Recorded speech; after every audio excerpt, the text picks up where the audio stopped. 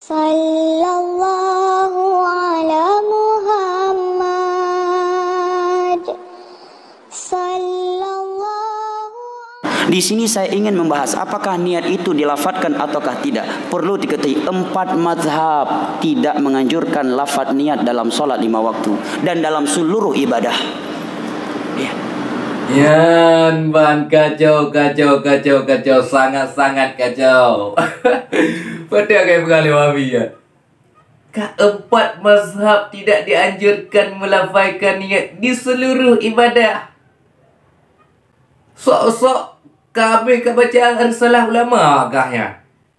Seolah-olah agaknya kami Bandung kebaca karangan-karangan para ulama. Alah hadiku. Cibaca alai bekah hatai-hatai. Cikala lainnya puhana. Baik aku fikir ke.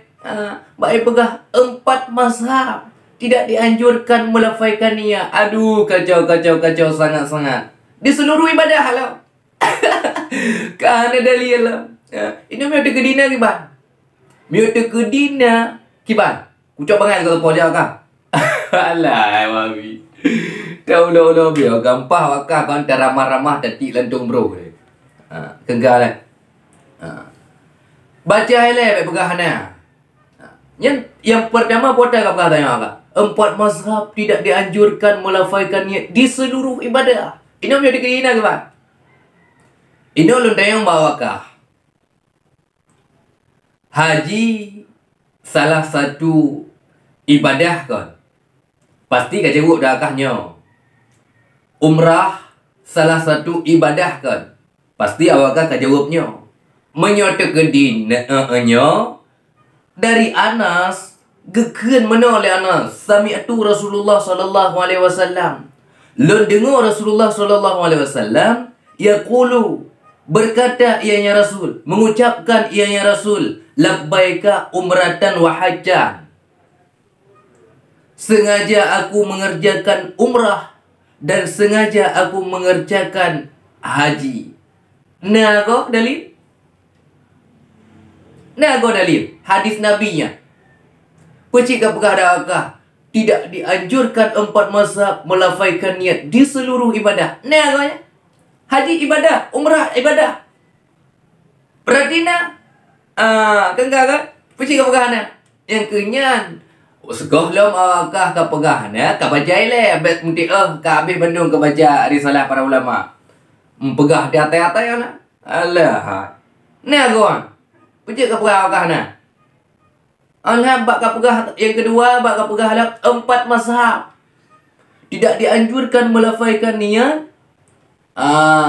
sebelum takbiratul ihram. Kakak. Ini punya kedina ke mana? Tengok lu baca. Lun baca buat mazhab.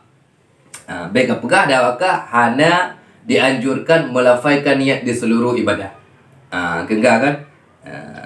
Jadi contoh melafazkan niatnya minta je bak tembayang. Contoh je usalli fardhu dhuhri arba'a rakaati mustaqbilan qiblati adaan lillahi ta'ala. Ini contoh melafazkan niat. Segala takbiratul ihram. Kenggalan. Ino hadungku lun baca tentang masalah buat boh mazhab yang bahwa salah satu di antara 4 mazhab tersebut ada yang menganjurkan melafazkan niat sebelum takbir. Ya, kenggalan. Menurut kesepakatan para pengikut mazhab Imam Syafi'i dan menurut kesepakatan para pengikut Imam Ahmad bin Hanbal, melafazkan niat sebelum takbiratul ihram hukumnya sunat. Dengan alasan untuk membantu mengingatkan hati sehingga seseorang lebih khusyuk dalam melaksanakan salat. Ya, kan? Untuknya terbantu hati. Makanya menurut kesepakatan mazhab Imam Syafi'i dan menurut kesepakatan Imam Ahmad bin Hanbal, mereka mengatakan yang bahwa melafazkan niat sebelum takbiratul ihram hukumnya sunat. Kengkak. Jadi fungsi melafaikan niatnya untuk hati. Untuk hati. Tujuannya agar lebih siap dalam melaksanakan sholat sehingga dapat mendorong pada kekucukannya seseorang. Kan? Bapak baca lah. Bahkan di dalam kitab Nihayatul Muhtaj juzuk ta halaman 57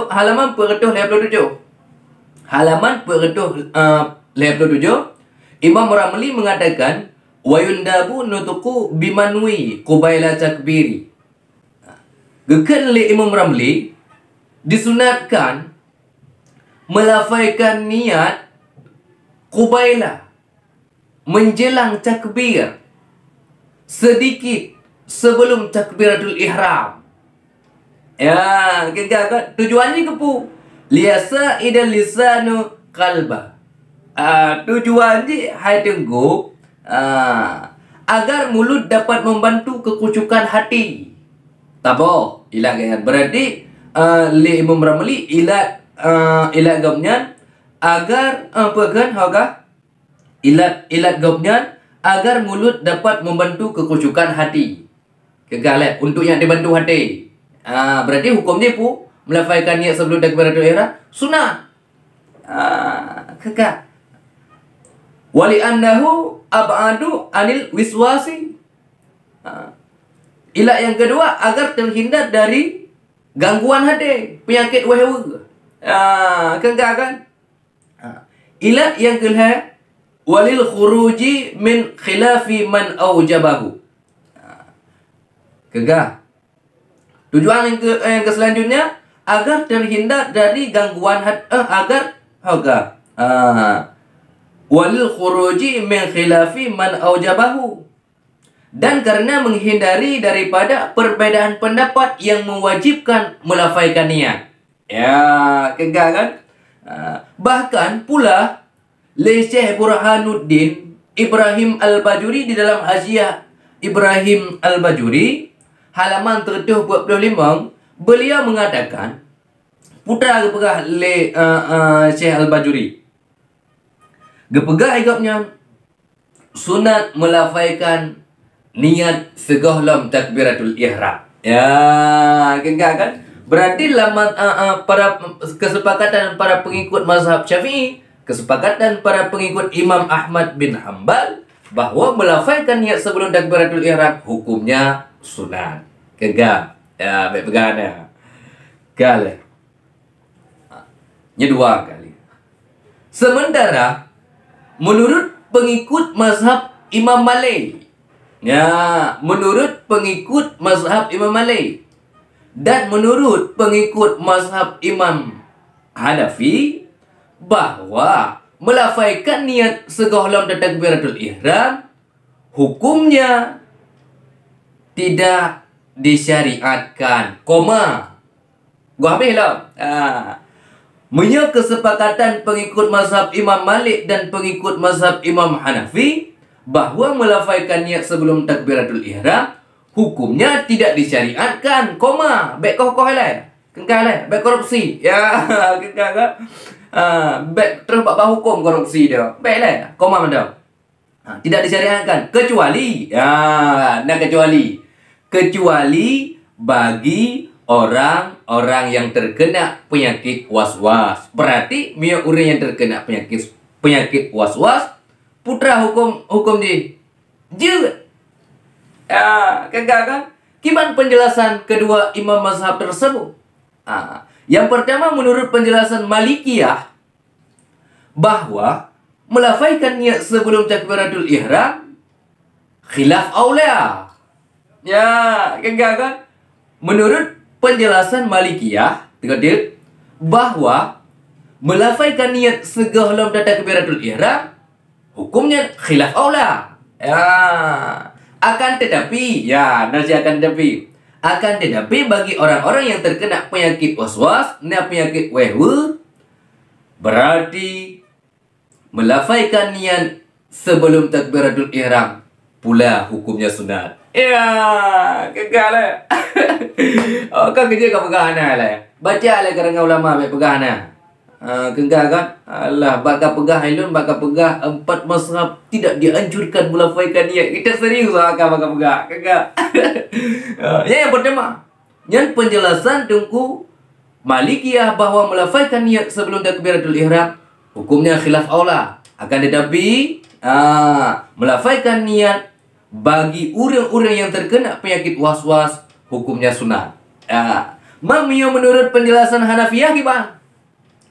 Menurut penjelasan Hanafiyah bahawa melafaikan niat sebelum takbiratul ihram hukumnya adalah bid'ah. Koma, gua habis lah, baik korupsi lah. Enggak, awak baca-baca bid'ah salah lah, campan ni. Enggak. Baik baca-baca bid'ah salah lah. Dah mana rekam? Mungkin rekam dah naik ke?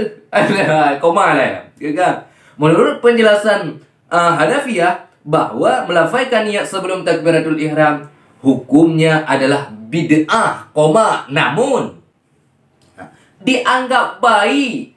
Artinya bid'ah hasanah. Melafaikan niat bagi orang-orang yang terkena penyakit was-was. Cik kena pegah. Kegah kan? Baik pegahan ya. Berarti menurut penjelasan Hanafiyah, melafazkan niat sebelum takbiratul ihram memang bid'ah. Tapi menyatakan orang tersebut na penyakit wehwe, nyan hanapu ke pegah bid'ah hasanah. God. Menyatakan na penyakit wehwe. Berarti Imam Malik dan Imam Hanafi mereka mengatakan bahawa melafazkan niat sebelum takbiratul ihram tidak disyariatkan kecuali boleh melafazkan niat bagi orang-orang yang terkena penyakit was-was.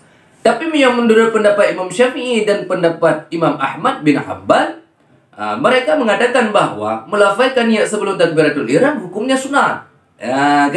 Jadi kesimpulan fungsi melafazkan niat adalah untuk hati. Tujuannya agar lebih siap dalam melaksanakan salat sehingga dapat mendorong kepada kekhusyukan di dalam beribadah. Semoga bermanfaat. Assalamualaikum warahmatullahi wabarakatuh.